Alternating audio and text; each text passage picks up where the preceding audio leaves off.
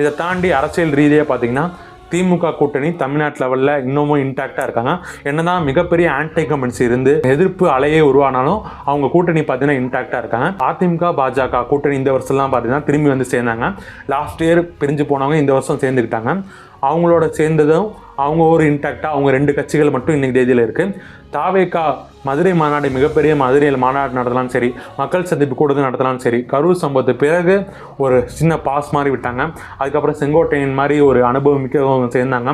அவங்க சேர்ந்ததுக்கப்புறம் திரும்பி தொடர்ந்து மக்கள் சந்திப்பு நடத்திட்டு இருக்காங்க. மிகப்பெரிய ஒரு ஆல்டர்னேட்டிவ் ஃபோர்ஸாக உருவாக்கிட்டு இருக்காங்க. 2026 அவங்க ஒரு மிகப்பெரிய தாக்கத்தை ஏற்படுத்துவாங்க. நாம் தமிழர் கட்சி சீமான் அவர்கள் வித்தியாசமாக மாநாடுகள் நடத்திட்டு இருக்காங்க. தண்ணிக்கு, மரத்துக்கு, கடலுக்குன்னு சொல்லி மாநாடுகள் நடத்திட்டு இருக்காங்க. அதுவும் கவனிக்கப்பட்டிருக்கு. அவங்களும் ஒரு ரோல் பண்ணுவாங்க 2026.